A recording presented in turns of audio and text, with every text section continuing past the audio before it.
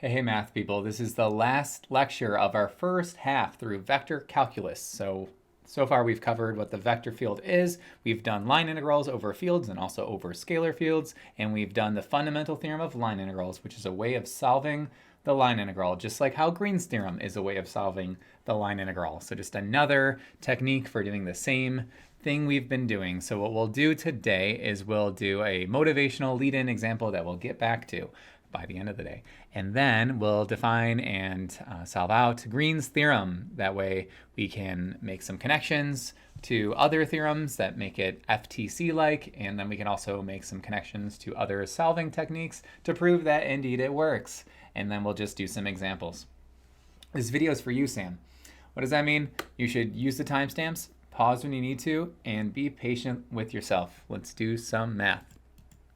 All right, so evaluate the integral for curve C of p dx plus q dy, and here is our curve C. It is the union of C1 and C2. So what you're going to do is you're going to do two separate f.dr computations for C1 and C2, and then just sum them up. This is the same skill from lecture 2b, so see if you can do this one. I'll give you some time right now. Answers are in 3, 2, 1.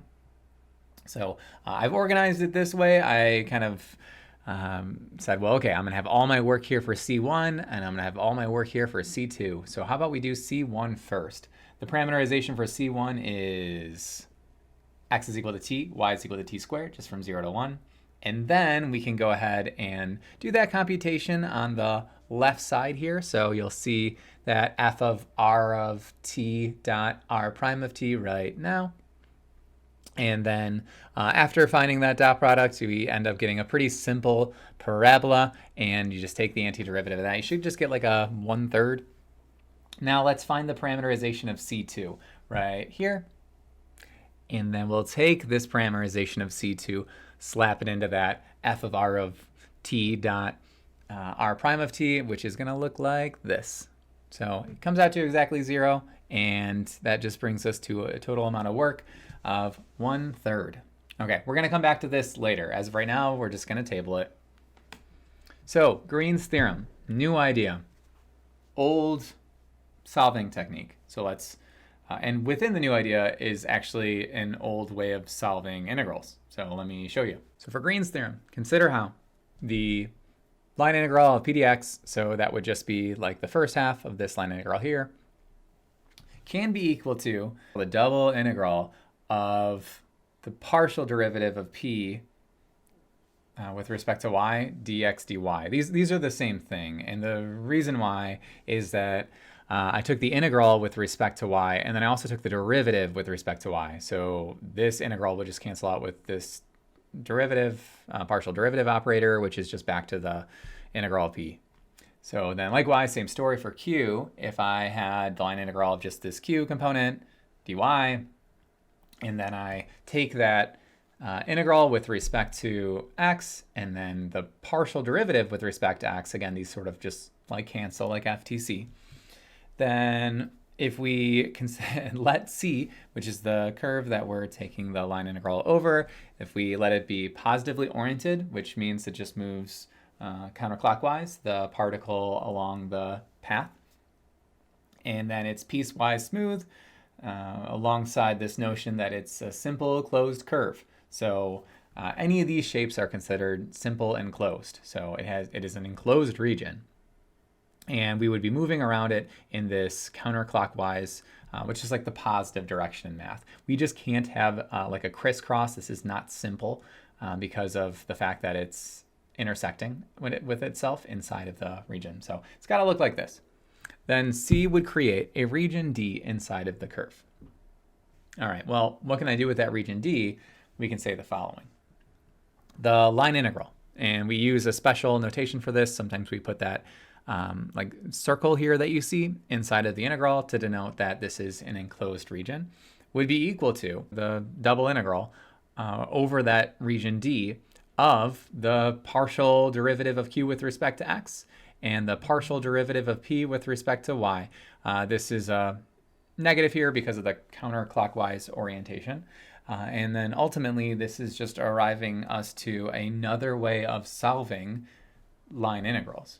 instead of just doing our f.dr, which we did above, or likewise using FTC for line integrals with fields that are considered to be conservative, we can, with another solving technique, provided that we have a simple closed curve. That's the biggest parameter, the hardest parameter to meet, we'll say.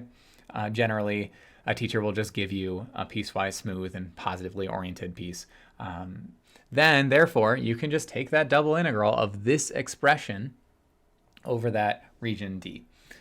So this circle is optional. It's just there to tell the reader that it's closed. Sometimes we put a little arrow here to denote that this is, in fact, positively oriented counterclockwise. Just another way to solve line integrals through the context of a double integral. You may be thinking to yourself, well, one integral is not enough. I want two instead. Well, I got that for you. It's right here. So how is this kind of like FTC?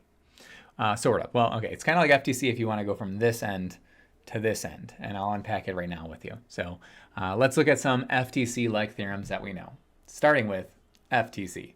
So the fundamental theorem of calculus just says if you take the integral of a derivative, these things kind of sort of like cancel, and you can just do f of b minus f of a. We really only care about what happens at the endpoints. Who cares what happens on the inside? And we're removing that like single, we're removing one of the dimensions more or less. You're just looking at the endpoints of some f instead of f prime, instead of the area 2 dimensions underneath f prime.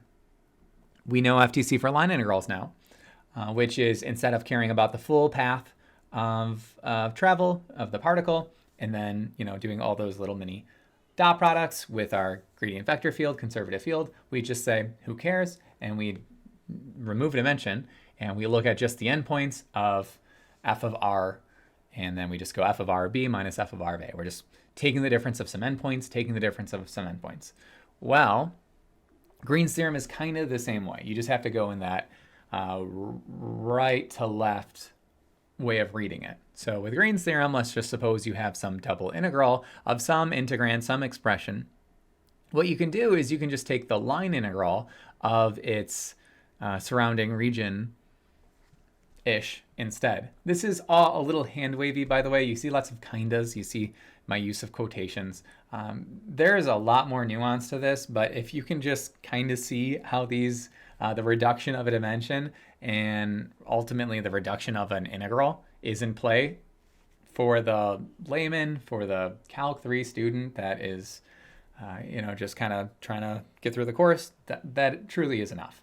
So rather than observing the volume underneath this surface, so the surface would be the integrand in this case, over some region D, which is a subscript, it's kind of like removing a dimension and then just studying the, well, in this case it would be the work done up by the field over this curve, but more or less it's a reduction of a dimension and just looking at like the endpoints, similar to how we were just looking at the endpoints here. Just now the endpoint is a boundary instead. All right, so I want to prove to you that this works in a number of ways. Let's do this first one here. We'll study this potential function here, x squared plus y squared. So here's our new notation. Don't be too afraid by this notation. I remember when I was at this point in the game in Calc, I was like, oh man, there's so many different ways to express integrals now. It kind of feels overwhelming, but this is largely an optional symbol, just specifically for line integrals that happen to be closed. So find the work done by this gradient vector field. So this is a potential function. This will be my conservative vector field, where C is a positively oriented unit circle. So we can do it the official normal work way. Let's do it this way first. So method 1, just our classic f.dr. See if you can do this one. You do have to find your gradient vector field. So I'll give you a little bit of time on that, and then you do have to find the parameterization. See how you do. 3, 2, 1. So here's the parameterization of our unit circle. It's just cosine comma sine. And then you can find your r prime as negative sine comma cosine from 0 to 2 pi. Okay, finding that gradient vector field and then just doing the substitution of cosine and sine. Then finding the dot is not that crazy of a process. Here that is. You can see my gradient vector field is just 2x comma 2y. I can plug in my x, I can plug in my y, find that dot product. I end up getting 0 for the amount of work done because this just ends up canceling. Cool. We should theoretically get the same answer for each of these. Let's see if that's the case. So for FTC for line integrals, remember how this works. If I have some potential function, which I have, then I can just jump straight to that f of r of b minus f of r of a. See how that goes, 3, 2, 1. So in this case, of course, you can parameterize that r in the same way. It's just cosine comma sine. And then if I want to skip all this work inside, I totally can. This is a conservative vector field because it's a gradient vector field. So f of r of b minus f of r of a would just be f of r of 2 pi minus f of r of 0. So that would be plugging in cosine for this x, sine for this y, and then plugging in my 2 pi into each of those. So I just get 1 from that, just the 1 from the cosine term. And then thereafter, I can do the same story with plugging in 0 for each of these. So that would be 1 from this cosine term. Both the sine ones are 0. So then I would get 1 minus 1 to get also 0. All right, for the last one, we better get 0. For Green's theorem, we can see here that it is a positively oriented rotation, so counterclockwise. It's the unit circle, which is a smooth, simple, closed curve. So we're good to go to apply Green's theorem. Let's go to that theorem because it's easy to have forgotten if you haven't done it yet. So the way that this works is we just want to consider that domain D is just the circle. So I can use polar coordinates if I need to. And I want to find what my Q and P are. And then take the partial derivative of Q with respect to X, partial derivative of P with respect to Y. So I don't need the parameterization for this because I'm integrating over that curve. I instead need to identify what my P and Q might be. Well, I would just observe my del F, which is my P comma Q. I've already written it as 2x comma 2y. So what I need to do is I need to take the partial derivative of the first term with respect to y, right? That would be partial P partial y, which is in the formula right here, partial P partial y. And then the partial Q partial x would just be your second term's derivative with respect to x. So take the derivative with respect to y, take the derivative with respect to x, and then come up with the bounds of integration, which is just going to be a unit circle. So that would be a polar conversion if necessary. Let's see what that is in 3, 2, 1. I didn't need to do that. I was kind of baiting you a little bit, and I actually did do it, but wasn't necessary because the integrand is just going to be 0 anyway. The partial derivative of P with respect to y is just 0. The partial derivative of Q with respect to x is also just 0. I get 0 as the integrand. Who cares what the dx and dy or dr and d theta are going to be because I just get 0 as one of the terms of this factor. One of the factors of this expression, there's a better way of saying it. So I just get 0 at the end of the day. If I didn't get 0, I would have to have converted it to polar coordinates and then this whole thing. But think about why this is one big duh. Why is it a duh? It was a conservative vector field. So remember with conservative vector fields, the parameter for identifying a conservative vector field, if you have one, well, first off, I know it's conservative because it's a gradient vector field, but if I were to go through the work of taking that derivative with respect to x of the q component and then the derivative with respect to y of the p component, I would get the same thing. I wouldn't necessarily get 0 and 0, by the way, always. It just so happens to be the case for this paraboloid. But if you had any conservative vector field, well, they would always be the same. So within that integrand, you would always get same thing minus same thing. So for every conservative vector field, if you have a simple closed path, you'll always get 0 because partial q partial x and partial p partial y will always be the same thing. This was actually uncovered in lecture 3. It was a little component of that. All right, so let's just do some more examples, this time non-zero examples. So we're kind of done bridging that gap between the three. Let's just do lots of Green's theorems now. So evaluate the line integral where C is the triangle connecting 0, 0 to 1, 0, 1, 4, and then 0, 0 again. So triangle, right? Of course, I can graph this if I really wanted to. So yeah, it would just be the triangle connecting these points. This is in fact an enclosed region.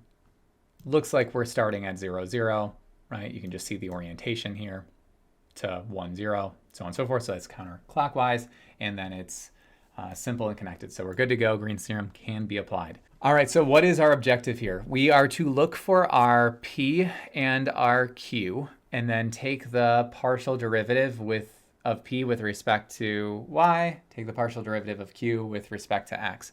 This is just straight up in that P dx plus Q dy. So take the partial derivative of this expression here with respect to y, take the partial derivative here with respect to x. That will be your integrand. And then since we have our region that we're integrating over, that triangle, see if you can come up with the equations of these lines in order to get those bounds.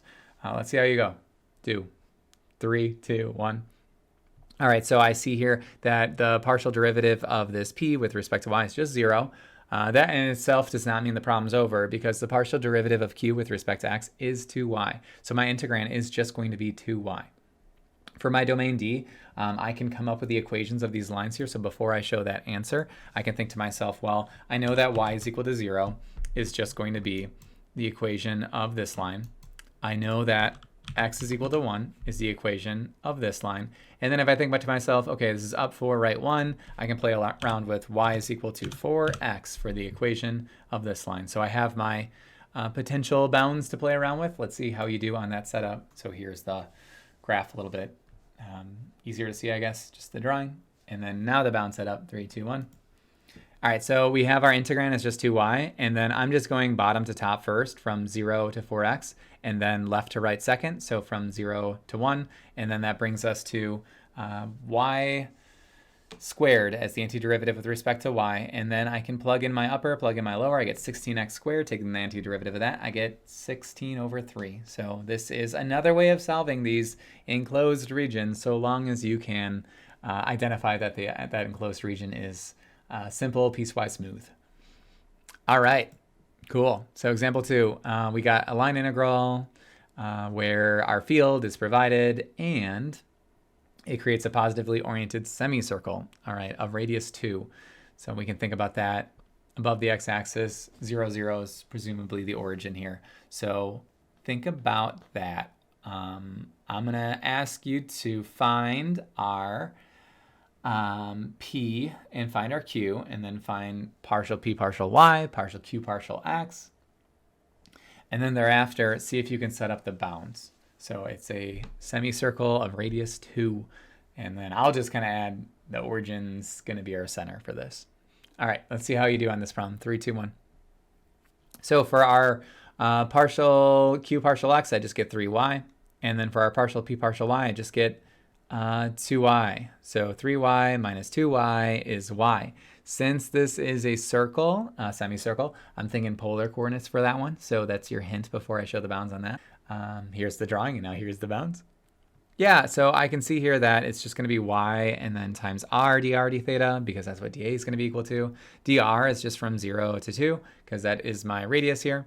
And then d theta, since I go from 0 to pi, that's going to be half the circle, right? And in which case, those are my bounds. I know that y is going to be equal to a certain expression with polar coordinates. Let's see if you remember what that expression is. Here it is, r sine theta. So I get r squared as a separate integral and then sine as a separate integral. I see that it's separable because that is a product between the two.